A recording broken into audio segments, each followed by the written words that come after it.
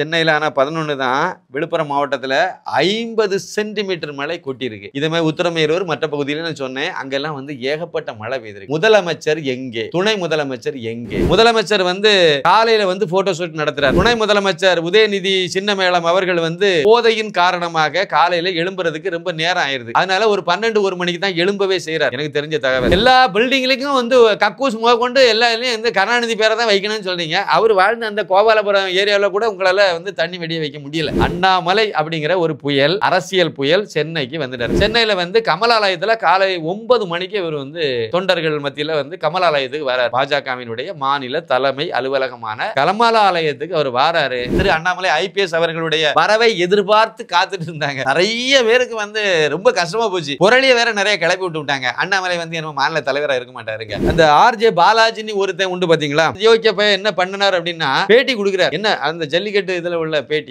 நேற்றுக்கு நைட்டு வந்து இது யாருன்னே தெரியாது, இந்த பொண்ணு நானும் தான் படுத்திருந்தேன். எவ்வளவு கேவலமான பிறவி பாருங்க. சொர்க்க வாசல் அப்படிங்கிற படம் வந்து கடந்த வெள்ளிக்கிழமை திரைக்கு வந்தது. மூக்குத்தி அம்மன்ங்கிறது கன்னியாகுமரி பகவதி அம்மன். நீங்க அங்கவே சீண்டுனீங்க. அதனுடைய சொக்க வாசல்ல அது நரக வாசலா மாறி போச்சு. ஒரு பக்கம் தேசியவாதிகள், இந்துத்துவவாதிகள் அத்தனை பேரை வந்து RJ பாலாஜி படத்தை பாய்காட் பண்ணுங்கன்னு சொல்லி ட்ரெண்டிங் பண்ணிட்டு இருந்தாங்க. தியேட்டருக்கே போகல சார். தியேட்டர்ல கூட்டமே இல்லை சார்.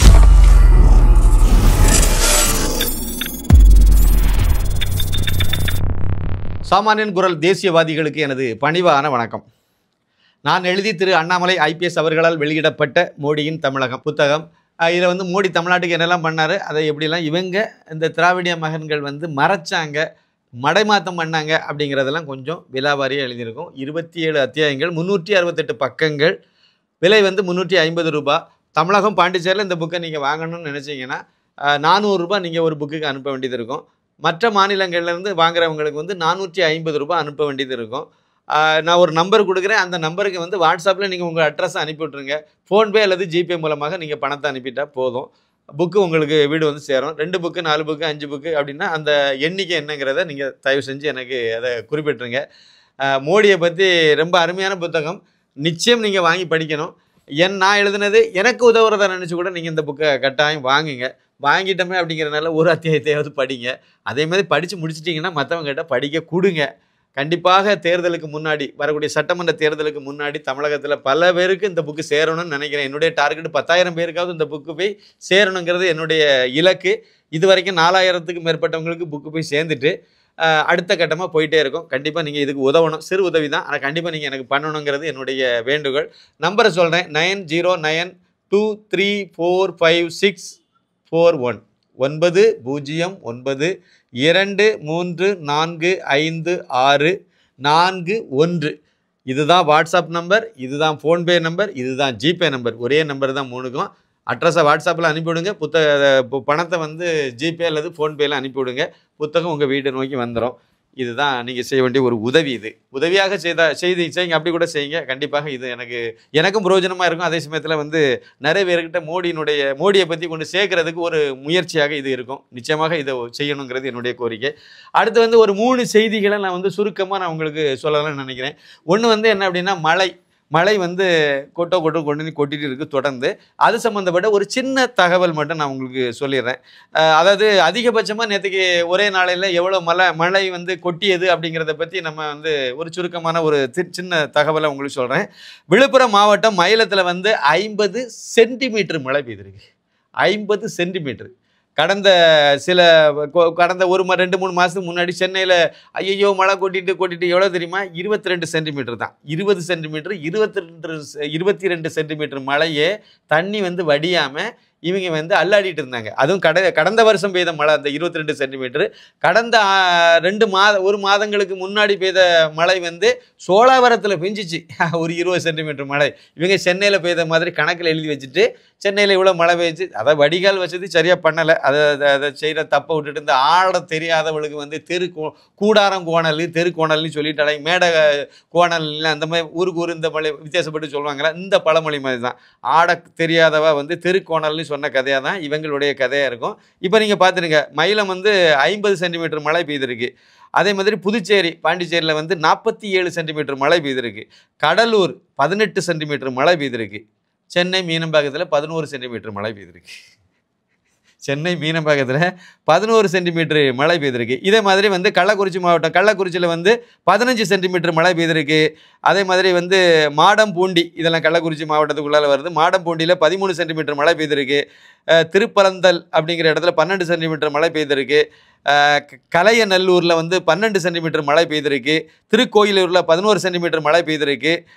மணலூர் பேட்டையில் வந்து 11 சென்டிமீட்டர் மழை பெய்திருக்கு. அரியலூரில் வந்து 11 சென்டிமீட்டர் மழை பெய்திருக்கு. அதேமாதிரி சங்கராபுரத்தில் வந்து 11 சென்டிமீட்டர் மழை பெய்திருக்கு. உளுந்தூர்பேட்டையில் 10 சென்டிமீட்டர் மழை பெய்திருக்கு. விருகாவூரில் வந்து 10 சென்டிமீட்டர் மழை பெய்திருக்கு. சூளக்குறிச்சியில் 10 சென்டிமீட்டர் மழை பெய்திருக்கு. அரியலூர் முகாம் அதில் வந்து 10 சென்டிமீட்டர் மழை பெய்திருக்கு. அதேமாதிரி தியாக துர்கம் 9 சென்டிமீட்டர் மழை பெய்திருக்கு.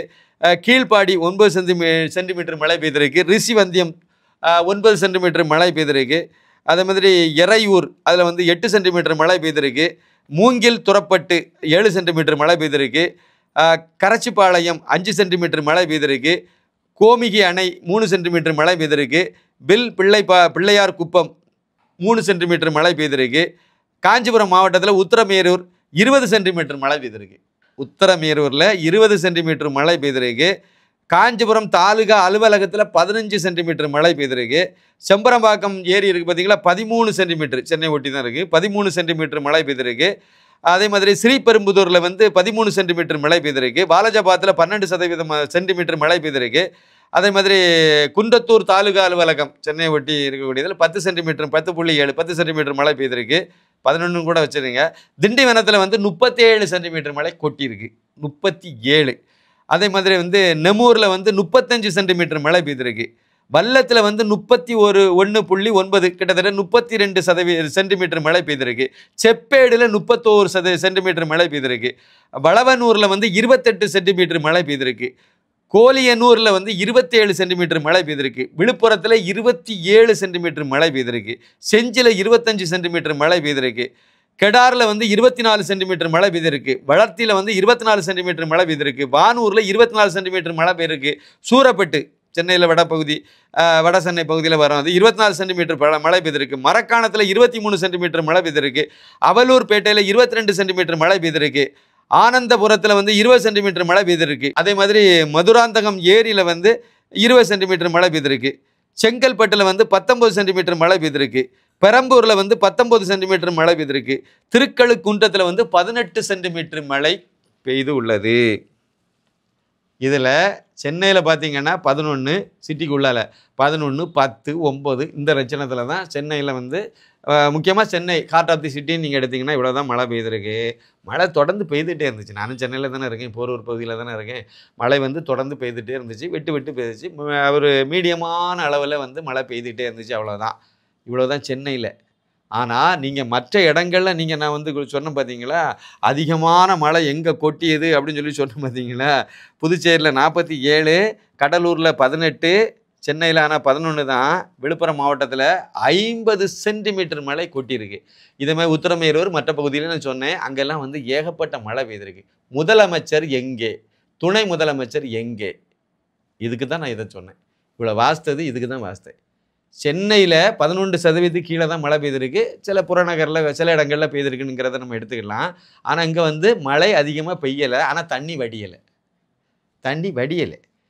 இந்த விளக்கெண்ணெய் ஆட்சியில் தண்ணி வடியாது, அது அப்படியே தான் நிற்கும். வடிகாலம் சரியாக பயன்படுத்தினா தான் அதை முறையாக பராமரிக்கணும். வந்து ஆக்கிரமிப்பை அகற்றணும். வடிநீர் அந்த மழை நீர் வடிகால் இதில் வந்து ஆக்கிரமித்து வச்சுருக்கிறதெல்லாம் அள்ளி தூர போட்டுட்டு நீங்கள் அதை சரி பண்ணணும். அது சரி பண்ணணும். 2வது பராமரிக்கணும். இந்த 2 வேலையும் செய்யணும். கட்டமைப்பு வந்து ஏற்கனவே பண்ணிட்டாங்க சார். அப்படி இருந்தால் கூட மிச்சம் மீதி ரொம்ப சொற்ப இடத்துல ரொம்ப கொஞ்சம் இடங்களில் தான் செய்ய வேண்டியது இருக்கும், புதிதாக தான் செய்ய வேண்டியது இருக்கும். அந்த அம்மா ஜெயலலிதா அவர்கள் முதலமைச்சராக இருந்தபோதே சென்னையில் கிட்டத்தட்ட 90% அளவுக்கு அவங்க கட்டி முடிச்சு விட்டாங்க. அது மிச்சம் மீதி இருந்தது வந்து எடப்பாடி பழனிசாமி அவர்கள் முதலமைச்சராக இருந்த காலகட்டத்திலே முடிஞ்சு போச்சு. இப்போ வந்து செய்கிறது வந்து வெட்டி வேலை தான் நிறைய சில இடங்களில் செய்கிறாங்க.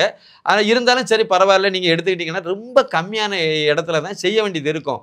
அப்போ எங்கே நீங்கள் இது இருக்கும், நீங்கள் எங்கேருந்து தண்ணியை வந்து வடிகால் பண்ணிட்டீங்க, இது போய் சேருது பார்த்தீங்களா, சேர்றது வந்து கொள்ள மாட்டேங்குது. அப்படின்னா என்ன, அங்கே ஆக்கிரமிச்சு வச்சுருக்காங்க. அதை நீங்கள் எடுத்துட்டீங்கன்னா அது விரிவாயிரும், பெரிய இது ஆயிரும். முக்கியமாக அடையாறு அப்புறம் வந்து கூமாறு, இது மாதிரியான ஆறுகளில் உள்ள ஆக்கிரமிப்பை எடுக்கணும். அந்த ஆற்றுக்கு போகக்கூடிய சின்ன சின்ன பெரிய பெரிய வாய்க்கால்கள் இருக்குது பார்த்தீங்களா, அதெல்லாம் நீங்கள் ஆக்கிரமிப்பை எடுக்கணும். அப்படி எடுத்துட்டிங்கன்னா தண்ணி மழை பெய்த உடனே வடிஞ்சு போயிடும். தாராளமாக சொல்லலாங்க.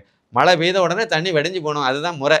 தண்ணி பெய்ததே தெரிய மாட்டாங்க. ஆஸ்திரேலியாவில் மற்ற நாடுகளெல்லாம் தண்ணி மழை பெய்யுது, மழை பெய்து முடிஞ்ச உடனே தண்ணி எங்கே இருந்த இடம் தெரியாமல் போயிடுது. ஆனால் தமிழகத்தில் மட்டும்தான் சென்னையில் இருந்த இந்த வியாதி அப்படியே வந்து சேலம், அப்படியே கோயம்புத்தூர், அப்படியே மதுரை, அப்படியே கன்னியாகுமரி வரைக்கும் இந்த வியாதி பரவி போயிட்டே இருக்குது. என்றைக்காவது ஒரு நாள் மழை ரொம்ப அதிகமான மழை கொட்டும்போது வெள்ளம் வந்து பெருக்கெடுத்து ஓடும்.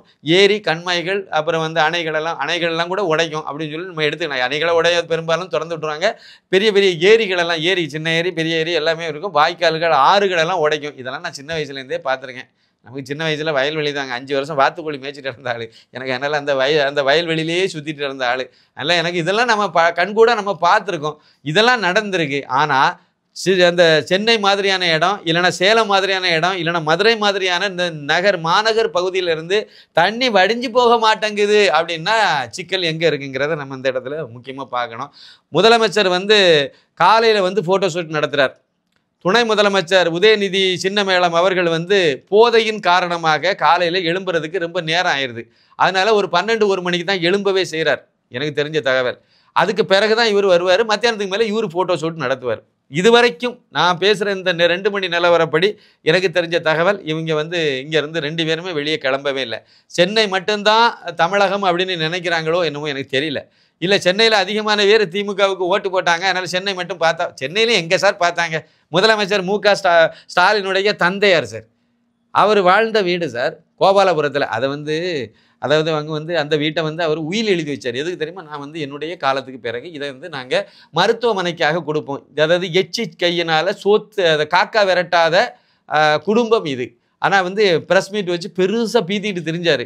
ஆனால் இப்போ என்னது, அந்த வீட்டை கொடுத்துட்டாங்களா? இவர் மரணம் அடைஞ்சிட்டாரு. அப்புறம் அம்மா தான் இருக்காங்க. அம்மாவை வந்து எத்தனை பிள்ளைகள் இருக்கா? இல்லை ஒரு வீட்டில் ஒரு 10க்கு 10 ரூம் வந்து கொடுத்தா இல்லை தங்க வைக்க முடியாமல் கஷ்டப்பட்டு கிடக்குறாங்க பாருங்க. அந்த வீட்டை இது வரைக்கும் இவங்க கொடுக்கவே இல்லைங்க. இல்லைன்னா ஆனால் எழுதுமே சொல்லணும், நான் மரணம் அடைந்த பிறகுன்னு சொல்லக்கூடாது. உயில் எழுதி வைக்கும்போது நான் இல்லை, என் மனைவியும் மரணம் அடைந்த பிறகு நாங்கள் எழுதி வைப்பேன்னு சொல்லணும். அப்படி தானே? அதாவது சும்மா சரி போட்டு விடுங்க. அந்த கோபாலபுரம் வீடு இருக்குல்ல, அது வந்து வெள்ளத்தில் மிதக்குது. இப்போ மட்டும் இல்லைங்க, இதுக்கு முன்னாடி பெய்த மழையிலையும் அங்கே வந்து தண்ணியில் வெள்ளத்தில் மிதந்துச்சு. அதுக்கு முன்னாடி போன வருஷமும் மிதந்துச்சு. ஏங்க அதுக்கு ஒரு வடிகால் வசதியை சரியாக பண்ண முடியாதுங்க கோபாலபுரத்தில். அதாவது முன்னாள் முதலமைச்சர் ஊர் பூரா செலவைக்கணும்னு சொல்லிட்டு அலைஞ்சு திரியிறீங்க. எல்லா பில்டிங்லேயும் வந்து கக்கூஸ் கொண்டு எல்லா இதுலேயும் வந்து கருணாநிதி பேரை தான் வைக்கணும்னு சொல்கிறீங்க. அவர் வாழ்ந்த அந்த கோபாலபுரம் ஏரியாவில் கூட உங்களால் வந்து தண்ணி வெடிய வைக்க முடியல. குளத்தூர் தொகுதியில் தண்ணி வைக்க முடியல. இன்னைக்கு காலையில் அங்கே போய் நிற்கிறார். மழை எங்கே பெய்துட்டு கிடக்கு? விழுப்புரம் மாவட்டத்தை காலி பண்ணிட்டு இருக்கு. அடுத்து திண்டிவனத்தில் 37 சென்டிமீட்டர் மழை பெய்து அங்கே கிராமமே காலி ஆகிட்டு கிடக்கு. அங்கெல்லாம் போகிறதுக்கு நேரம் கிடைக்கல. எவனா கள்ளச்சாராயம் குடிச்சு செத்த மட்டும்தான் இவங்க போவாங்க. அதனால் இந்த கூறுகட்ட ஆட்சி இருக்கிறது வரைக்கும் இங்கே எதுவுமே நல்லது நடக்காது. விடுங்க. சரி, புயல் கரையை கடந்துச்சுன்னாங்க, அப்புறம் கடக்கலைன்னாங்க. எப்படியே வந்து பாண்டிச்சேரியில் சரியான மழை, அதெல்லாம் நல்லா பெய்திருக்கு. இதே மாதிரி இன்னைக்கு தான் கடக்க போகுதுன்னு சொன்னாங்க. அது அங்கேயே நின்றுட்டு நின்னாங்க. எப்படியோ ஒரு வகையில் வந்து புயல் கடந்துச்சா இல்லையான்னு எனக்கு தெரியல. ஆனால் அண்ணாமலை அப்படிங்கிற புயல் வந்து சென்னையில் வந்து லேண்ட் ஆயிட்டு. அண்ணாமலை அப்படிங்கிற ஒரு புயல், அரசியல் புயல் சென்னைக்கு வந்துட்டார். 12:30 மணிக்கு வந்து திரு அண்ணாமலை ஐபிஎஸ் வந்து சென்னை விமான நிலையத்தில் வந்து இறங்கிட்டார். அங்கேருந்து வெளியே வரல. அங்கேருந்து 2:30 மணி ஃப்ளைட்டில் வந்து அவர் விமானத்தில் வந்து அவர் வந்து கோயம்புத்தூர் போகிறாரு. அநேகமாக நான் பேசிகிட்டு இருக்கிறது இன்னும் 2:30 மணி ஆகலை. இது முடியும் போது அவர் அங்கேருந்து கோயம்புத்தூரில் போய் இறங்கின பிறகு அங்கே நடக்கக்கூடிய நிகழ்ச்சியில் இன்றைக்கி அவர் கலந்துக்கிறாரு. வீட்டுக்கு போகல, அந்த நிகழ்ச்சியில் கலந்துக்கிறாரு. மறுபடியும் நாளைக்கு காலையில் வந்து அவர் சென்னைக்கு வராரு. சென்னையில் வந்து கமலாலயத்தில் காலை 9 மணிக்கு இவர் வந்து தொண்டர்கள் மத்தியில் வந்து கமலாலயத்துக்கு வரார். பாஜகவினுடைய மாநில தலைமை அலுவலகமான கமலாலயத்துக்கு அவர் வாராரு. 9 மணிக்கு காலையில் வாராரு. 9 மணினா 9 கொஞ்சம் அதுக்கு மேலே ஒரு 9:30 மணி அந்த மாதிரி. 9 மணின்னு தான் எனக்கு தெரிஞ்ச கிடைத்த தகவல். அதனால் ஒரு 9:30 மணி கூட நீங்கள் வச்சுக்கலாம். அவர் வரக்கூடிய அது சரியான நேரம் இருக்கலாம்னு நினைக்கிறேன். ஏன்னா அந்த தொண்டர்களுக்காக கொடுத்த தகவல் இது. அந்த தொண்டர்கள் 9 மணிக்கு வரணுங்கிற அடிப்படையில் கொடுத்துருப்பாங்கன்னு நினைக்கிறேன்.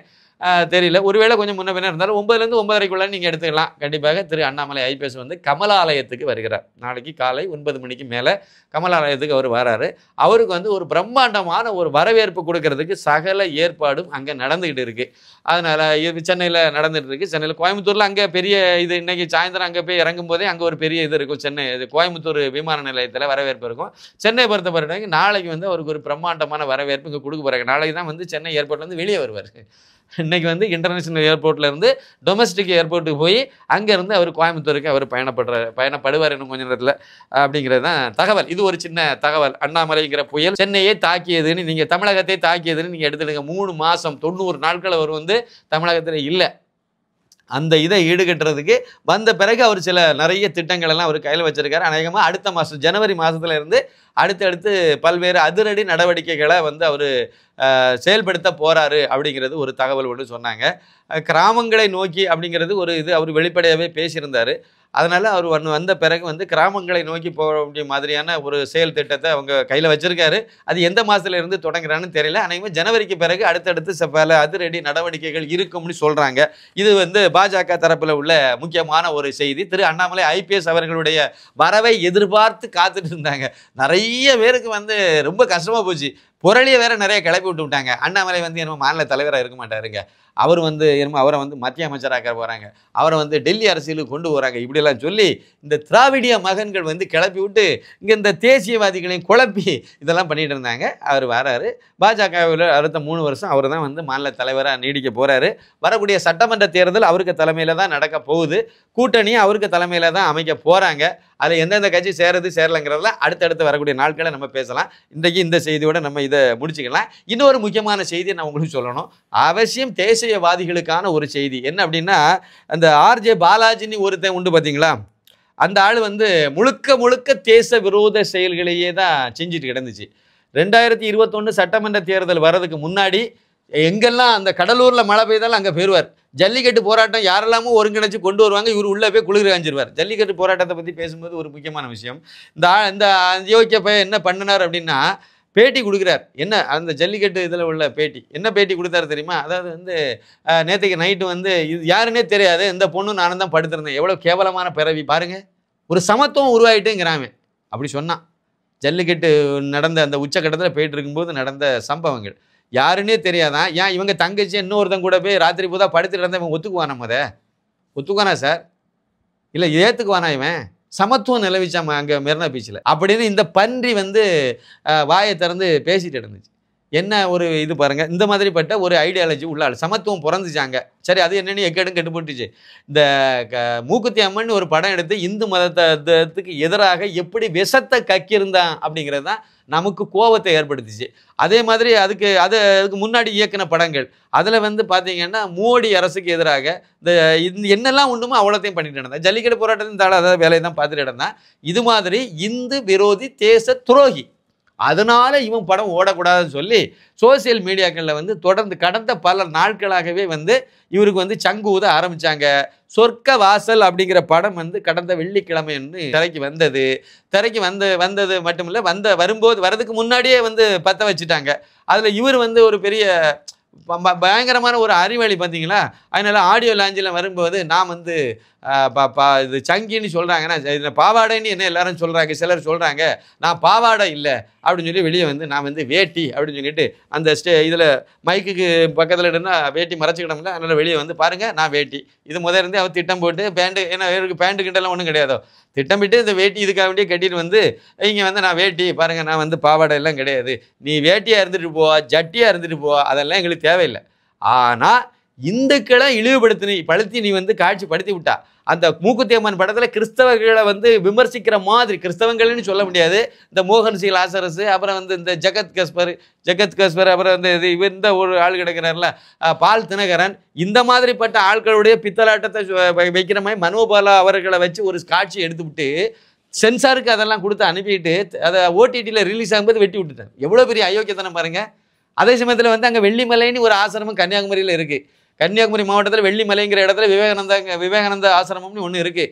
அந்த சாமிகளை வந்து இழிவுபடுத்தி காட்சிப்படுத்தி அந்த சாமியை அப்படியே கொண்டு வந்து அந்த படத்தில் காட்சிப்படுத்தி வச்சுட்டு அவருடைய உருவ கேலியிலிருந்து ஆரம்பித்து அதில் ஒரு டான்ஸ் ஆடுறது யார் அப்படின்னு பார்த்தீங்கன்னா அது ஜக்கி வாசுதேவ் அவர்கள். அதாவது இந்து மதத்தில் இந்த புனிதத்தை கெடுக்கணும், சீரழிக்கணும். அதே மாதிரி வந்து ரவிசங்கர்ஜி இப்படிப்பட்டு இந்து மதத்தில் யாரெல்லாம் வருங்க அவங்களெல்லாம் இழிவுபடுத்துகிற மாதிரி வில்லனா சித்தரித்து அந்த படத்தில் வச்சுட்டு கிறிஸ்தவ மதம் புனிதமானது, கிறிஸ்தவங்க நடத்தக்கூடிய பள்ளிக்கூடங்கள் எல்லாம் உயர்வானது அப்படிங்கிற மாதிரி தான் படத்தில் போகும். நீங்கள் பாருங்கள். அதாவது நயன்தாரா வந்து தலையில் வந்து கலர் முடியை கொடுத்து இது அப்படி ஏன் கலராக இருக்குன்னு கேட்குறதுக்கு ஒரு கொஸ்டினை வச்சு அதுக்கு ஆன்சர் கண்ட தண்ணியிலெல்லாம் வந்து எனக்கு அபிஷேகம் பண்ணுறானுவேன் அப்படிங்கிற மாதிரி கிண்டல் பண்ணி இப்படி ஒரு கேலி கூத்தானது. ஆனால் மூக்குத்தி அம்மன்கிறது கன்னியாகுமரி பகவதி அம்மன்.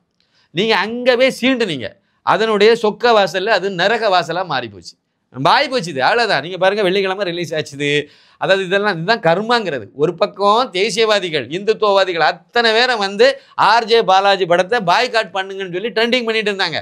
தியேட்டருக்கே போகலை சார், தியேட்டரில் கூட்டமே இல்லை சார். முதல் நாள் ஏதாவது கொஞ்சம் பேராது வரணும்ல. தியேட்டரான நிறைய சென்னையில் நீங்கள் பார்த்தீங்கன்னா நிறைய தியேட்டர்களில் ரிலீஸ் ஆகிருக்கு. ஆனால் வந்து எந்த தியேட்டருக்கும் ஆள் வரல.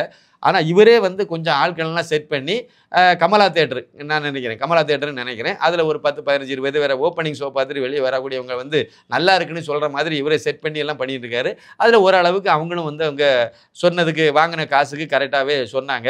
பரவாயில்லைங்க, ஒரு தடவை பார்க்கலாங்க அப்படின்னு சொல்லிட்டாங்க. அதில் அதை மீறி 1-2 உண்மையான ரசிகர்கள் வந்து இது வந்து விருமாண்டி படத்தை அதில் இதை விட நல்லா பண்ணியிருந்தாங்கன்னு சொல்லிட்டு போயிட்டாங்க. மொத்தத்தில் இந்த படத்தை பற்றி நான் படம் பார்க்கல, ஐடியா இல்லை. இந்த படத்தை பற்றி நான் விசாரித்ததில் படத்தில் வந்து உள்ளால வந்து ஓரளவுக்கு நல்லா தான் படத்தை பண்ணியிருக்காங்க அப்படிங்கிற கருத்து உண்மை. அந்த படத்தை வந்து ஓரளவுக்கு நல்லாவே பண்ணியிருக்காங்க. ஆனால் அது வந்து அடல்ட்ஸ் ஒன்லி படம். அது ஒரு முக்கியமான விஷயம். அதில் உள்ள முக்கியமாக ஒரு சொல்லப்பட்டது என்ன அப்படின்னா, அந்த சின்ன கேரக்டர் இருக்குல்ல, ஒரு கேரக்டர் வந்து கருணாஸ் கேரக்டர்னா அதுக்குன்னு ஒரு செதுக்கியிருக்காங்க அந்த கேரக்டரை. செல்வராகவன் அப்படின்னா அது வலுவா ஃபர்ஸ்ட் ஸ்டாப்பில் வராரு, அவர் வலுவாகவே அவரை வந்து பண்ணியிருக்காங்க. அவருடைய கேரக்டர் வந்து வலுவாகவே இருக்குது. அதேமாதிரி காட்சி அமைப்புகள் வந்து ஒவ்வொரு காட்சியுமே நல்ல மெனக்கெட்டு செய்திருக்காரு டைரக்டர் அப்படின்னு சொல்லிட்டு நல்லா பாராட்டினாங்க. செட் ஒர்க்கு ரொம்ப சிறப்பாக இருக்குன்னு சொல்லி அதை பற்றி நிறைய பாராட்டியிருக்காங்க. படம் பார்த்தவங்களும் அதை ஒத்துக்கிட்டாங்க, அதெல்லாம் சொல்லியிருக்காங்க. ஆனால் படத்தில் கதை இல்லைன்னு சொல்லிவிட்டாங்க. அது ஒரு மைனஸுங்கிற மாதிரி அதை சொன்னாங்க. முடிவு வந்து நீங்களே முடிவு பண்ணிவிடுங்க. சிறைத்துறை வந்து நல்லது போகிறவனை திருத்தி நல்லவனாகுதா இல்லைன்னா அவனை வந்து இன்னும் மோசமான ஆட்களை இன்னும் பெரிய குற்றவாளியாக ஆகுதாங்கிறத நீங்களே முடிவு பண்ணிங்க மாதிரி ஒரு இதில் வந்து ஃபினிஷிங் சரியில்லாமல் கொண்டு விட்டாங்க அப்படிங்கிற மாதிரியும் சொல்லிவிட்டாங்க. இதை விட முக்கியமாக வந்து தினமலரில் வந்து இதை பற்றி ரிவ்யூ எழுதும்போது என்ன சொல்லிட்டாங்கன்னா, 137 நிமிஷத்தை வந்து நம்ம வேஸ்ட் பண்ணிவிட்டு வந்துட்டோம் அப்படிங்கிற மாதிரி அதில் திரை விமர்சனத்தில் இன்றைக்குள்ள தினமலரில் அப்படி தான் நான் திரை விமர்சனம் படித்தேன். அந்த மாதிரி எழுதி விட்டுட்டாங்க. சரி, ஓவராலாக பார்க்கும்போது படம் அந்த அதாவது இதுக்கு முன்னாடி வந்த சில படங்கள், இவருடைய படம் இல்லை, மற்ற படங்கள் நிறைய ரொம்ப மோசம்லாம் சொல்லுவாங்களா, அந்த மாதிரிலாம் இல்லை, பரவாயில்லைங்கிற ரகத்தில் தான் இந்த படம் ஓவராலாக பார்க்கும்போது என்னால் புரிஞ்சிக்க முடிஞ்சுது. இதெல்லாம் பார்த்தது, மற்றவங்க சொன்னது, நம்ம நண்பர்கள் வட்டத்தில் படத்தை பார்த்துட்டு வந்தவங்க சொன்ன கருத்தை வச்சு பார்க்கும்போது படம் வந்து பரவாயில்ல, குப்பை இல்லை அப்படிங்கிற மாதிரி தான் இருந்துச்சு. ஆனால் திரையரங்கில் கூட்டமே இல்லை. அதுதான் வந்து கர்மான்னு சொல்லக்கூடியது. ஒரு காரணம், இந்த மழை வந்து கொட்டி நேற்றுக்கு வந்து தேட்டரில் இப்போ சென்னையில் வந்து இல்லாமல் போச்சுது. பெரும்பாலும் வட தமிழகத்தில் வந்து தேட்டரில் வந்து கூட்டம் வந்திருக்காது. எந்த படமாக இருந்தாலும் கூட நேற்றுக்கு வந்து வந்திருக்காது. இது இயல்பாக நடந்ததா? மேலே ஒருத்தர் இருக்காங்களா, அப்பன் சிவன் ஒருத்தர் இருக்காங்களா, ஒரே மிதிச்சிட்டான், அவ்வளோதான்.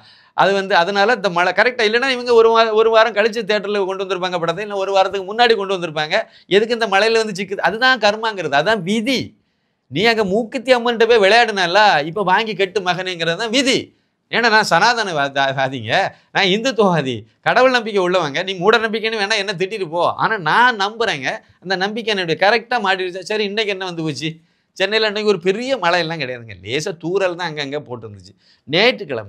இன்னைக்கு ஞாயிற்றுக்கிழமை சென்னையில் முக்கியமாக சினிமாக்காரங்க அதிகமாக இருக்கக்கூடிய பகுதி வடபழனி பகுதி. அதில் அதிகமான பேர் சினிமாக்காரங்க போய் பார்க்குற தேட்டர் வந்து கமலா தேட்டரு. திருப்பியும் சொல்கிறேன், கமலா தேட்டர். இதுக்கு முன்னாடி அந்த இடத்துல வடபழனியில் வந்து ஏவிஎம் ராஜேஸ்வரி தேட்டர் இருந்துச்சு, ஏவிஎம் அவங்களுடைய தேட்டர் இருந்துச்சு. அந்த தேட்டர் வந்து செயல்பட்ட வரைக்கும் அந்த தேட்டருக்கு முன்னுரிமை கொடுத்து போவாங்க. ஏன்னா டிக்கெட் கம்மியாக இருக்கும், டீசெண்டாக இருக்கும், தேட்டர் டீசெண்டாக இருக்கும். இந்த திங்கிற அந்த நொறுக்கு தீவனங்கள் கூட ஒரு நியாயமான விலையில் அங்கே இருந்துச்சு. அந்த தேட்டர் அங்கே செயல்படாமல் போன பிறகு நீங்கள் பார்த்தீங்கன்னா கமலா தேட்டருக்கு தான் அவ்வளோ பேர் இப்போ போகிறாங்க. அங்கே கொஞ்சம் ரீசனபிளாக இருக்கும், டிக்கெட்டு ஓரளவுக்கு ரீசனபிளாக இருக்கும், மற்ற எல்லாமே நல்ல நீட்டாக இருக்கும். அதனால ஒரு பழமையான தேட்டரும் கூட சினிமாக்காரங்களுக்கு ரொம்ப பிடிச்ச தேட்டர்னு வச்சுருங்களா. ஆனால் அதுக்கு நேராக எதிர்த்தால மால் இருக்குது. போகிறோமால் இருக்குது, அதுக்குள்ளே பல ஸ்க்ரீன் இருக்குது உள்ளால.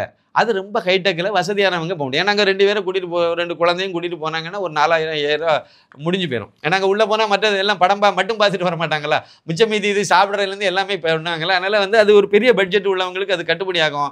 இந்த நம்மளை சாதாரண மிடில் கிளாஸ், நம்மளை மாதிரி மிடில் கிளாஸ் மாதவனுங்களுக்கு அது வந்து செட் ஆகாது. அதனால கமலா தேட்டரை சூஸ் பண்ணுவாங்க. எதுக்கு நான் அந்த கமலா தேட்டரை சொல்லிகிட்டே வரேன்னா, நான் வந்து ஆன்லைனில் பெரும்பாலும் எல்லா தேட்டரையும் ஒருக்கா அனலைஸ் பண்ணேன். ஆன்லைனில் எப்படி புக்கிங் எப்படி ஆயிருக்கு, எல்லா தேட்டருக்கும் எல்லா படங்களுக்கும் நம்ம அப்படி தான் செக் பண்ணுவேன். செக் பண்ணும்போது சென்னை சிட்டிங்கிறனால எல்லாமே ஆன்லைன்லேயே வந்துடுது. எவ்வளோ புக்கிங் ஆகிருக்கீங்களா ஆன்லைன்லேயே பார்க்க முடியும், நீங்களே பார்க்கலாம். அதவே நான் செக் பண்ணேன். கமலா தேட்டரில் இன்றைக்கி சாயந்தரம் 6:30 மணி ஷோக்கு வந்து சொர்க்கவாசல் படத்துக்கு என்ன மாதிரி இருக்குன்னு சொல்லி இப்போ ஒரு 10 நிமிஷத்துக்கு முன்னாடி நான் செக் பண்ணும்போது 26 டிக்கெட்டு புக் ஆகிருக்கு.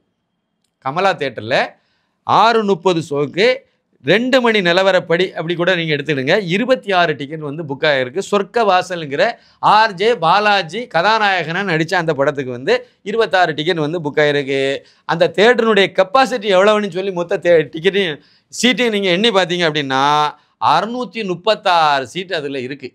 636 630 சீட்டு கெப்பாசிட்டி உள்ள ஒரு தேட்டரில் 26 டிக்கெட்டு புக் ஆகிருக்கு. 6 மணி ஷோ, முக்கியமாக சாயந்தரம் ஈவினிங் ஷோ தான் வந்து அதிக முக்கியத்துவம் கொடுத்து பார்க்குறதுக்கு விருப்பப்படக்கூடிய ஷோங்கிறனால நான் 6 மணி ஷோவை எடுத்தேன்.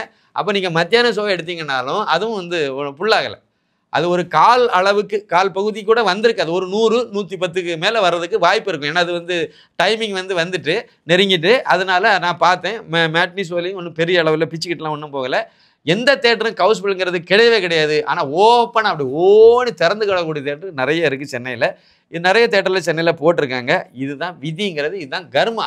இன்றைக்கி படம் பார்க்க வராதவன் நாளைக்கு எப்படி வருவான் சொல்லுங்கள்? வரமாட்டான். அப்புறம் அதை பார்க்கணும்னு நினச்சா தானே வருவான். பார்க்கக்கூடாதுன்னு நினச்சா எப்படி வருவான்? வரமாட்டான். தேசியவாதிகள், இந்துத்துவவாதிகள் தொடர்ந்து இதை வந்து இவருக்கு எதிராக ஒரு பிரச்சாரத்தை கட்டமைச்சதுனால வந்தது ஒரு பெரிய பாதிப்பு. அதனால வந்த விளைவு இது. அப்புறம் வந்து இந்து தர்மத்தை நீங்கள் இழிவுபடுத்தினீங்களா, அதனால் எல்லாம் சேர்த்து நீங்கள் மொத்தமாக எடுத்துடுங்க. ஆர்ஜே பாலாஜி படம் தோக்கணும்னு நான் நினச்சேங்க.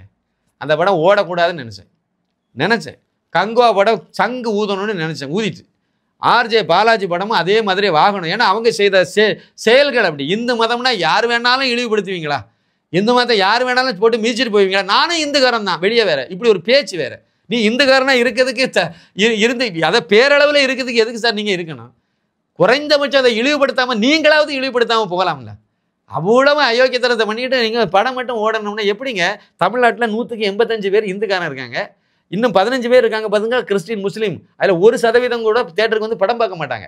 கிறிஸ்தவ முறைப்படி படம் பார்க்குறது தப்புன்னு சொல்லி இந்த மோகன்சி லாசரஸில் இருந்து இவர் பால் தினகரன் வரைக்கும் எல்லாருமே திரைப்படம் பார்க்குறது தப்புன்னு சொல்லிட்டு அவங்க போதிக்கிறாங்கங்க. எப்படி வருவாங்க கிறிஸ்தவங்க? பெரும்பாலும் வரமாட்டாங்க. 1-2 பேர் வருவாங்க. இளைஞர்கள் வந்து படம் பார்க்குறாங்க, இல்லைன்னு இல்லை, ரொம்ப சொற்ப எண்ணிக்கையில் தான் வருவாங்க. அது இந்த பெந்தகோஸ்தே சிஎஸ்ஏ விளங்காமல் போயிட்டாங்க. கலையை பொறுத்த வரைக்கும் சுத்தமாக வரமாட்டாங்க. ஏதோ 1-2 பேர் தப்பிடுறவர் இளைஞர்கள் வந்து வீட்டில் சொல்லதை கேட்காம, சர்ச்சில் சொல்லதை கேட்காம மீறி வந்து ஓட்டு போடுறாங்கல்ல பாஜகவுக்கு. இது மாதிரி அதே மாதிரி தான் இதுலேயும் 1-2 பேர் தான் வராங்க. பாக்கி எல்லாம் சர்ச்சில் சொல்லதை கேட்டு அப்படியே தேட்டருக்கு போகிறத தவிர்த்துட்டாங்க. சீரியல் பார்க்குறது தவிர்த்துட்டாங்க, பெரும்பாலும் தவிர்த்துட்டாங்க. மசூதிலையும் இதே மாதிரி தான். படம் பார்க்குறதுக்கு ஹராம்னு சொல்லி போதிச்சு வச்சுருக்காங்க. எப்படி வருவான்? படம் எடுக்கிறது தப்பு கிடையாது. அமீர் படம் எடுத்தால் அது ஓகேவா? அது விதிவிலக்கா? என்ன பாலிசின்னு எனக்கு புரியலை சார். இது ஏஆர் ரஹ்மான் இசையமைப்பாளராக இருக்குது, ஹராம் கிடையாது. ஆனால் அந்த இசையை வந்து கேட்குறது ஹராம். என்ன கேலி குத்துன்னு எனக்கு தெரியல. இப்படிப்பட்ட மதவாதிகளெல்லாம் வச்சுருக்கீங்க. இதெல்லாம் மதத்துக்கு வேதிகள். இப்படி வச்சுருங்க. சரி இருக்கட்டு. 15% கூட கிடையாது சார். எண்ணிக்கையில் 100க்கு 15 பேர் கூட கிடையாது இந்து கிறிஸ்தவங்க முஸ்லீம்களும்.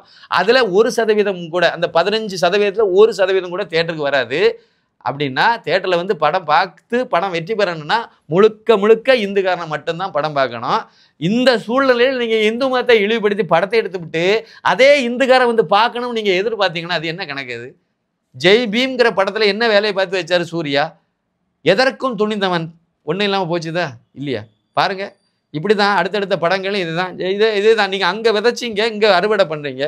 அதேமாதிரி ஜோதிகை வந்து அப்படியே நீங்கள் கோயில் உண்டியில் படத்தை போடாதுங்க, கோயில் கட்டாதுங்க, கோயிலுக்கு செலவு பண்ணாதுங்க, அதை கொண்டு போய் நீங்கள் நேரே வந்து ஆஸ்பத்திரி கொடுங்க அப்படின்னாங்க. நீங்கள் எத்தனை ஆஸ்பத்திரி கொடுத்தீங்க தங்கம்? இந்த தர்மபத்தினி ஜோதிகாவை தான் கேட்குறேன். எத்தனை ஆஸ்பத்திரிக்கு நீங்கள் உதவி இருக்கீங்க இது வரைக்கும்? எத்தனை ஏழை நோயாளிகளை காப்பாற்றி கூட்டிகிட்டு வந்துருக்கீங்க? எத்தனை கேன்சர் பேஷண்ட்டுக்கு நீங்கள் வந்து உதவி அவங்கள வந்து அதுலேருந்து வெளியே கொண்டு வந்துருக்கீங்க? சொல்லுங்கள். இல்லைனா வந்து மூளை பாதிக்கப்பட்ட குழந்தைகள், ஏழைகள் எத்தனை பேருக்கு நீங்கள் காப்பாற்றுனீங்க? அர்த்தம் வேண்டாமா? இல்லைன்னா நீங்கள் வந்து சார்ந்த மதம் எது? முஸ்லீம் மதம் நீங்கள் சார்ந்தது. நீங்கள் பிறந்து வளர்ந்ததெல்லாம் முஸ்லீம் மதம் தான். நீங்கள் அதில் இருப்பீங்கன்னு நினைக்கிறேன். எனக்கு அதில் நம்பிக்கை இருக்குது. அது இருந்துட்டு போட்டு, அது அவங்க விருப்பம். அது அவங்க சுதந்திரம்னு எடுத்துடுங்க. ஆனால் அந்த மதத்தில் மசூதிக்குள்ளே விட மாட்டாங்கிறான பெண்களை. அதை நீங்கள் சொல்லுங்கள். காலத்துக்கு தக்கவாறு மாற்றுங்க. எங்களையும் மசூதிக்குள்ளே அனுமதிங்கன்னு நீங்கள் சொல்லுங்கள். அது ஏற்புடையதாக இருக்கும். நீங்கள் பிறந்த மதம், நீங்கள் வாழ்ந்த மதம், வாழ்ந்துட்டு இருக்க மதம், அந்த மதத்தினுடைய குறையை சுட்டி காணிக்கிறீங்க. நீ ஒரு போராளிங்கிறத நம்ம ஏற்றுக்கலாம்.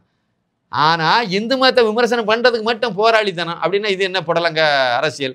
அப்போ இதுதான் நீங்கள் இப்போ பாருங்க, திருப்பதிக்கு போகிறேன், அந்த கோயிலுக்கு போகிறேன், அது சாமுண்டீஸ்வரர் கோயிலுக்கு எதுக்கு நீங்கள் செய்த தவறுக்கு மன்னிப்பு கேட்கறத தவிர வேறு வழி கிடையாது. தெரியாமல் சொல்லிட்டேன், இந்துக்களை சீண்டிட்டோம், தேவையில்லாமல் நம்ம இந்து மதத்தை இழிவுபடுத்திட்டோம்னு சொல்லுங்கள். அதேமாதிரி ஜெய்பீம் படத்தில் திட்டமிட்டே நீங்கள் கொண்டு வச்சு சொருவுனீங்களா அப்படியே. அதாவது ஒரு அந்தோணி சாமிங்கிற ஒரு வில்லன், அவன் செய்த தப்பை வச்சு படத்தில் எடுத்துட்டீங்க. ஆனால் அந்தோணி சாமியை அப்படியே கொண்டு குருமூர்த்தின்னு மாற்றி விட்டுட்டு போயிட்டீங்களா? இந்துக்காரன் பேரை வச்சு வன்னியருடைய அந்த கலச கும்பத்தை கொண்டு போய் கேலண்டரில் வச்சு அது அவ்வளோ சர்ச்சை பெரிய பிரச்சனை ஆனோன்னு அந்த கேலண்டரை மாற்றி மகாலட்சுமி வச்சுங்க. எவ்வளோ வக்கரம் முடிச்ச ஆட்கள் நீங்கள். அந்த படத்தினுடைய டைரக்டர் யார்? ஞானவேல். அவருடைய அடுத்த படம் என்னது? சூப்பர் ஸ்டார் ரஜினிகாந்தை வச்சு எடுத்தார். இந்த படம் இப்போ வேட்டையன். அந்த வேட்டை படம் பூஜையோடு நான் சொன்னேன், இது சரியில்லை.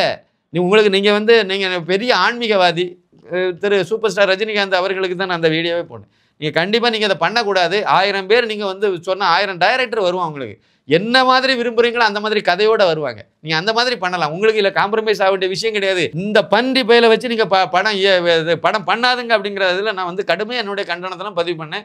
பூஜை போட்டாங்க, எல்லாம் பண்ணாங்க. படம் டெபிசிட் ஆகிப்போச்சு, தோல்வி படம் ஆகிப்போச்சு. 350 கோடி ரூபாய்க்கு ஏதோ செலவு பண்ணி படத்தை எடுத்துகிட்டு 250 கோடி ரூபா தான் வசூல் ஆயிருக்குன்னு. வசூல் தான், அதில் ஷேர் எவ்வளோங்கிறது அடுத்த பாயிண்ட். பெரிய தோல்வி படம் அது. சொல்லுவாங்க வெளியே, கணக்கு சொல்லிட்டு தெரிவாங்க. ஆனால் எனக்கு தெரிஞ்ச கதை இதை சொல்கிறேன்.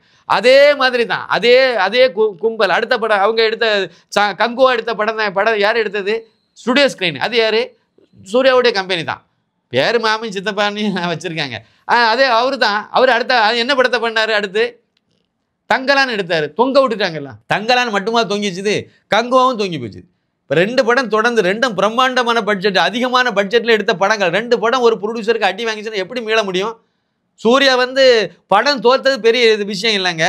இவ்வளவு நெகட்டிவ் இதை அவருக்கு வரக்கூடிய காரணம் என்ன? இப்போ இந்து மதத்தை நம்ம இழிவுபடுத்தணுங்கிறது புரிஞ்சனால தானே கோயிலாக நானும் இந்துக்காரன் தான் என்ன மன்னிச்சிருங்கிறத நீங்கள் வெளிப்படையாக கேட்டு போகலாமே, ஒரு வீடியோ போட்டுட்டு போகலாமே. அந்த எண்ணம் வரமாட்டாங்க. சரி, என்னன்னு போங்க. அடுத்து இன்னொன்று இருக்குது, அதை தான் நான் சொல்ல வரேன். இந்த சூர்யாவும் இந்த வீணா போன அந்த பன்றி ஒன்று கிடக்கு பாருங்க, ஆர்ஜே பாலாஜியும் தான் அடுத்து சூர்யாவுடைய 45வது படத்தில் ஒன்று சேர்ந்துருக்காங்க. அதுக்கு இங்கேருந்து பொள்ளாச்சிக்கு வண்டி ஏறி போய் பொள்ளாச்சியில் மாசாணி அம்மன் கோவிலில் போய் பூஜை போட்டிருக்காங்க. இப்போமா நான் சொல்கிறேன், சூர்யா திருந்தன மாதிரி நடிக்காமல் உண்மையிலே திருந்தனதான் இந்த பண்ணியை வெளியே வெட்டி விடுங்க. இந்த ஆர்ஜே பாலாஜிங்கிற பண்ணியை வெளியே விட்டுருங்க. இல்லை 2 பேரும் சேர்ந்து ப்ரெஸ் மீட் வச்சு, இல்லை 2 பேருமே வீடியோ போட்டு சொல்லுங்கள். நான் இதை மாதிரி எந்த உள்நோக்கமும் எனக்கு கிடையாது, நான் தப்பாக செய்துட்டேன்னு மன்னிப்பு கேளுங்க. உள்நோக்கம் கிடையாதுன்னு சொல்ல முடியாது. இந்து மதத்தை இழிவுபடுத்தினே தப்புன்னு மன்னிப்பு கேளுங்க, பகிரங்கமாக கேளுங்க. வேறு வழியே கிடையாது, சொல்யூஷனே கிடையாது. 2 பேரும் சேர்ந்து அடுத்த படத்தில் நாசமாக போயிடுவேன் கண்டிப்பாக. இப்போ சொல்கிறேன், அன்னைக்கு வேட்டையனுக்கு சொன்னது தான் இன்றைக்கி நான் சொல்கிறேன். அன்னைக்கும் பூஜை போட்ட உடனே சொன்னேன், இன்றைக்கும் பூஜை போட்ட உடனே சொல்கிறேன். ஏன்னா அதுக்கு முன்னாடி எனக்கு தெரியாது, இப்போ தான் பூஜை போட்ட பிறகு தான் எனக்கே தெரியும் 2 பேரும் ஒன்று சேர்ந்துருக்கீங்க அப்படிங்கிறது. 2 பேரும் தேச துரோக வேலையை பார்த்துருக்கீங்க, 2 பேரும் இந்து விரோத வேலையை பார்த்துருக்கீங்க. வரக்கூடிய நாட்களில் இன்னும் அதிகமாக தான் எதிர்ப்பு வறுமை ஒழிய குறையாது. நினைவில் வச்சுருங்க. உங்கள் படம் வெற்றி பெறணும்னு நான் நினைக்கிறேன். அதனால் நீங்கள் திருந்துங்க. இல்லை திருந்துற மாதிரி நாங்கள் நடிச்சுக்குவோம். ஆனால் பழையபடியும் இந்துக்காரன் எங்களுக்கு தேட்டரில் படம் பார்க்கணும்னு நினச்சா கண்டிப்பாக பார்க்க மாட்டான். கண்டிப்பாக பார்க்க மாட்டேன். ஏதோ கொஞ்சம் பேராவது வருவான்னு நீங்கள் நினைப்பீங்க, பார்க்கலாம். நீங்கள் தான் முடிவு பண்ணணும். இதுதான் என்னுடைய கருத்து. இந்த தர்மத்தை இழிவுபடுத்துகிற எவனுக்கும் என்னமோ சினிமாவில் வாழ்க்கையே கிடையாது சார், கிடையாது. எதுக்கு நீங்கள் இழிவுபடுத்தணும்? கிறிஸ்தவ மதத்தை இழிவுபடுத்துன்னு நான் சொல்கிறேன்னா இல்லையே. முஸ்லீம் மதத்தை எந்த மதத்தையும் இழிவுபடுத்த வேண்டாம். நீங்கள் நல்ல அழகான படத்தை எடுத்துகிட்டு போங்க. பெரிய போராளி இந்த 2 பேருமே, பெரிய போராளி. சூர்யாவும் சரி, ஆர்ஜே பாலாஜியும் சரி. எது வரைக்கும்? 2021 திமுக ஆட்சி வர்றது வரைக்கும். வந்த பிறகு இப்போ இங்கே மழையே பெய்யலையா? ஆர்ஜே பாலாஜி போக வேண்டியது தானே? உதவி பொட்டலெல்லாம் தூக்கிட்டு போக வேண்டியது தானே? ஏன் போகலை? ஏங்க தண்ணி எங்கேங்க? சென்னையில் வடியலைங்க, போக வேண்டியது தானே? போட்டில் போயிட்டு இருக்காங்க மக்கள், போக வேண்டியது தானே? இந்த பண்ணி எங்கே போச்சு? இது எங்கேயாவது அங்கே மலத்தில் உருண்டு கிடக்கோ? அப்படின்னா உங்களுக்கு உள்நோக்கம் என்னது? நீ திமுகவா இருந்துட்டு போ, திமுகவுக்கு பிரச்சாரம் பண்ணு, அது உன்னுடைய சுதந்திரம். நான் ஒரு பொது இது போராளி நீ ஏன் காணிங்கன்னு நினைக்கிறீங்க? அங்கே தானே நமக்கு பிரச்சனை வருது. போராளி நீ எதுக்கு நீங்கள் காணிக்கணும்னு நினைக்கிறீங்க? இந்து மதத்தை வெளிப்படுத்தினா எல்லா தீக்கான்னு சொல்லிட்டு போ, தப்பே கிடையாது, சொல்லிட்டு போ. நான் கடவுள் மறுப்பாளர், நிறைய பேர் அப்படி தான் இருக்கேன், அந்த கூட்டத்தில் தான் நானும் போய் உருண்டு கிடக்குன்னு சொல்லுங்க, தப்பு கிடையாது. நான் ஒரு இந்துக்காரங்கிற மாதிரி பேரையும் வச்சுக்கிட்டு, நான் ஒரு இந்துக்காரன் சொல்லிட்டு கயரையும் கட்டிக்கிட்டு இந்துக்காரனையும் ஏமாத்திக்கிட்டு அதே இந்துக்காரை வந்து படமும் பார்க்கணும், வெற்றி பெற வைப்பான் அப்படின்னு சொன்னால் இனிமே அந்த காலம் மாறி போச்சு தலைவர்களே. இனிமே அது வராது.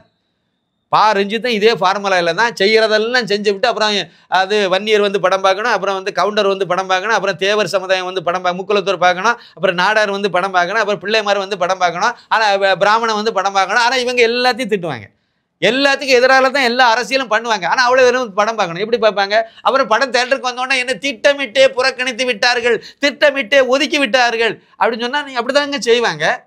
நீங்கள் எல்லோருக்குமான ஆளை மாறுங்க, திருந்துங்கன்னு நான் சொல்றேன், வேற ஒன்றும் சொல்லலை. திருந்துங்க, திருந்தலைன்னா அழிஞ்சு போயிடுவேங்கிறது என்னுடைய கருத்து. நன்றி, வணக்கம்.